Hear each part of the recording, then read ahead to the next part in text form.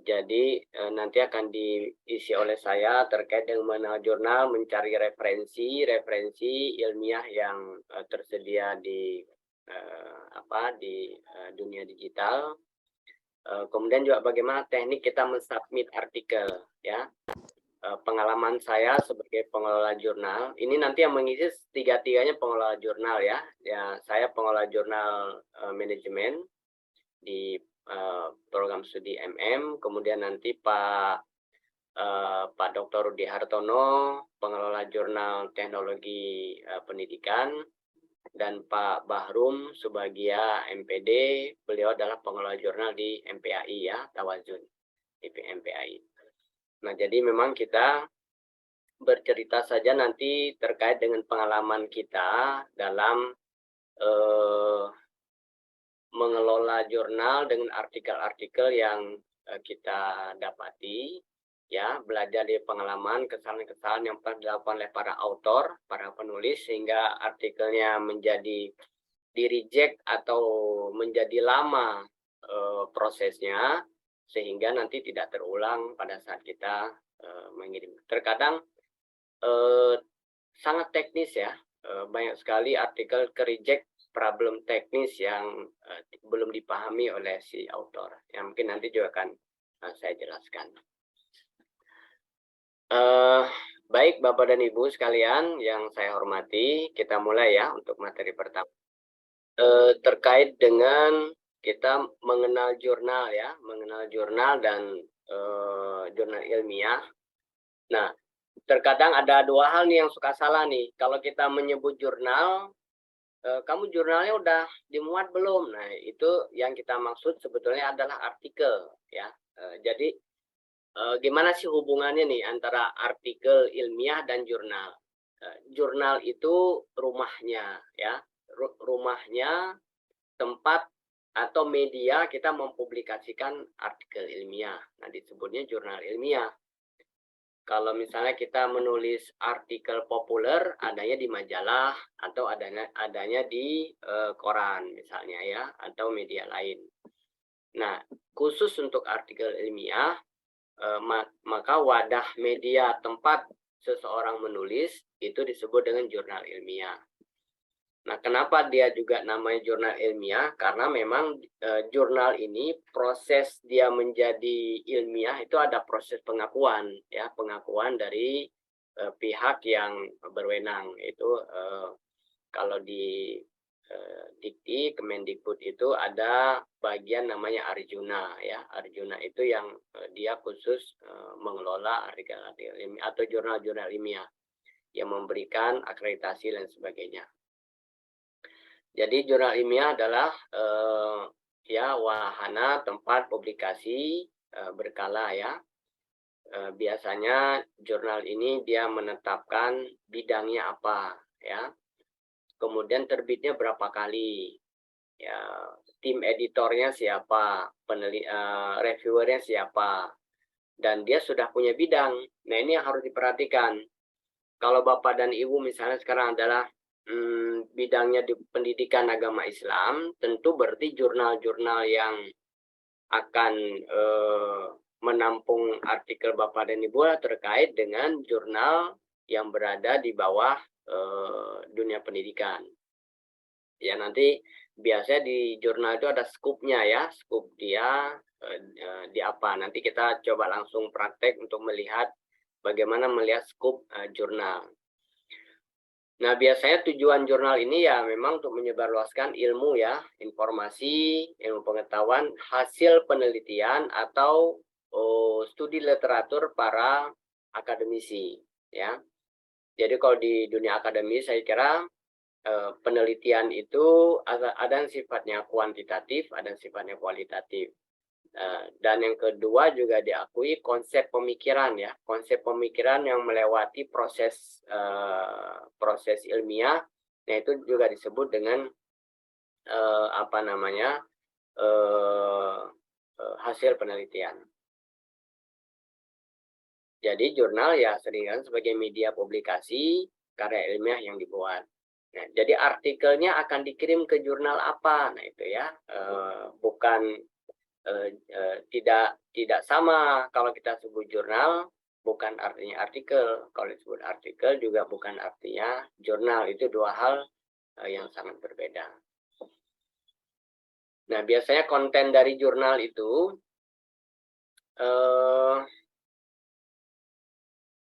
jadi si jurnal ini biasanya dia punya ini sendiri ya, ketentuan sendiri dalam menerima tulisan ilmiah ya.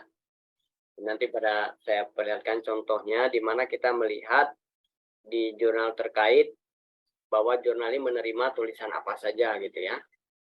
Dan biasanya kalau secara umum sih penulisan artikel jurnal ilmiah itu biasanya mendeskripsikan eksperimen atau rumus tertentu dan memberikan detail yang cukup sehingga peneliti dapat mengulangi eksperimen atau rumus tersebut untuk memverifikasi hasil ya. Setiap artikel jurnal ilmiah menjadi bagian dari catatan ilmiah permanen. Nah, cakupannya ya ini lebih banyak memang ke dunia penelitian atau lembaga penelitian dan perguruan tinggi ya biasanya. Kalau dikategorikan maka jurnal ini menjadi konsumsinya mahasiswa, menjadi konsumsinya dosen, menjadi konsumsinya peneliti ya, menjadi konsumsi dari orang-orang yang memang membutuhkan pengakuan secara ilmiah ya. Kalau di kita di Indonesia maka yang menentukan jurnal itu bagus tidak bagus atau peringkatnya adalah disebut dengan SINTA ya, Science and Technology Index. Jadi badan pengindeks nasional kita itu SINTA. Kalau saya kira Bapak dan Ibu tidak asing ya, kalau di dunia kan sering disebut Scopus gitu ya, badan pengindeks dunia yang paling terkenal itu ya Scopus. Scopus itu dipakai menjadi referensi di mana-mana. Nah, di kita ini SINTA, ini diharapkan SINTA ini nanti menjadi secara kualitas dia bisa menggantikan posisi kualitas Scopus. Sekarang kan mulai bergeser ya, kewajiban indeksasi guru besar misal tidak lagi harus Scopus, tapi sudah SINTA ya, SINTA 1 tapi 2 artikel. Kalau Scopus dulu Q1 misalnya cukup 1 artikel. Nah, di SINTA sudah mulai masuk nih, ada yang sudah mulai dibolehkan seperti itu ya. Nah, di jurnal juga yang harus diperhatikan oleh kita sebagai author adalah biasanya setiap jurnal itu punya gaya sendiri. Jadi makanya kalau saran saya kalau kita ingin menulis ke jurnal tertentu, pelajari dulu tuh jurnalnya, dibuka-buka websitenya ya, dilihat artikel, model artikel yang orang menulis, gaya selingkungnya seperti apa gitu. Nah, gaya selingkung itulah yang kemudian menentukan jurnal ini tertarik tidak pada artikel yang kita tulis ya. Dan ini biasanya menjadi standar ya. Setiap jurnal dia punya gaya selingkung sendiri. Nah, biasanya secara umum ya beda dengan tesis apa? Mungkin di tesis kita punya struktur penulisan lengkap ya, sesuai dengan pedoman yang ada di prodi. Tapi secara umum kalau di jurnal, ya tapi cara menulis judul seperti apa, nah itu juga penting di jurnal itu. Misalnya hanya dibolehkan 16 kata dengan font 14 misalnya. Ditulis rata kiri, nah itu harus diperhatikan ya. Yang seperti itu dilanggar, itu bisa menjadi kemudian artikel kita yang sudah pada barisan kedua bisa pindah lagi tuh ke barisan kelima ya, kalau antrian tinggi ya. Misalnya saya sekarang di jurnal manajemen SINTA 3 sekali akan publish itu yang antri sampai 60 artikel. Saya akan mempublish hanya 10 artikel. Artinya ada persaingan 1:6 di sana ya. Satu artikel mengalahkan 6 artikel yang lain gitu ya. Nah, pada saat kita memeriksa ya secara umum pasti kita periksa ini dulu. Karena semakin banyak kesalahan-kesalahan teknis yang dibuat author, semakin membebani editor dalam memperbaiki. Sehingga pasti editor itu mencari artikel yang dia kesalahannya sedikit.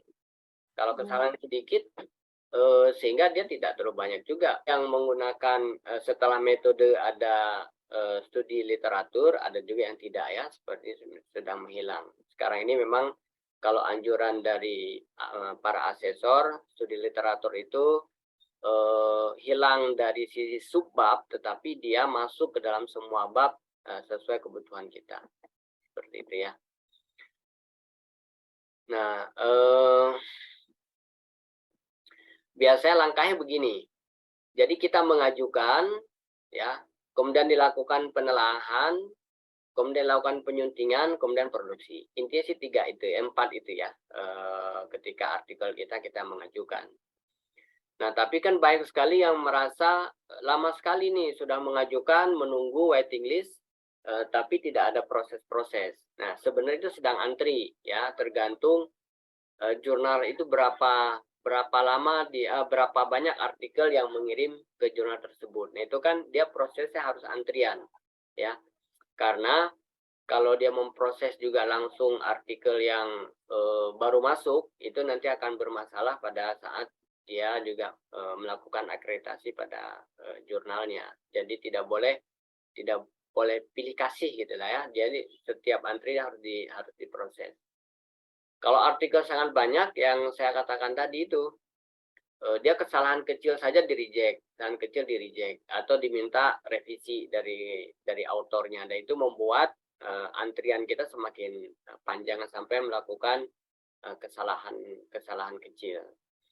Nah, kalau dari ini ya, dari alurnya, dari flow-nya, artikel masuk nih Bapak dan Ibu mensubmit artikel, kemudian itu ditangani oleh editor in chief ya dari jurnal terkait, dia memeriksa tadi.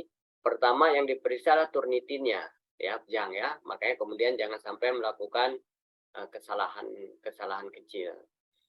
Nah, kalau dari ini ya, dari alurnya, dari flow-nya, artikel masuk nih Bapak dan Ibu mensubmit artikel, kemudian itu ditangani oleh editor in chief ya dari jurnal terkait, dia memeriksa tadi. Pertama yang diperiksa adalah kecil. Nah, kalau dari ini ya, dari alurnya, dari flow-nya, artikel masuk nih Bapak dan Ibu mensubmit artikel, kemudian itu ditangani oleh editor in chief ya dari jurnal terkait, dia memeriksa tadi. Pertama yang diperiksa adalah Turnitinnya ya, plagiarismenya ya. Berapa persen? Biasanya jurnal mensyaratkan misalnya 20%. Nah, kalau di atas itu pasti di-reject. Jadi memang kalau kita pengen artikel kita ini masuk antrian cepat, dipastikan dulu turnitinnya. Jadi jangan berharap dari jurnalnya. Kalau dari jurnal yang menturnitin, begitu kita sudah antri 20 hari atau sebulan atau 3 bulan, 3 bulan baru turnitin, ternyata turnitin kita di atas 20%, di reject, kita harus mengerjakan kembali dari awal, mengirim lagi, antri lagi, panjang ya. Jadi saya menyarankan memang Bapak dan Ibu memastikan ya, bisa minta tolong biasanya ke TU di kampus ini pasti memiliki ya alat pengecek. Nah, kalau kita sudah memastikan Turnitin kita pas sesuai kebutuhan jurnal,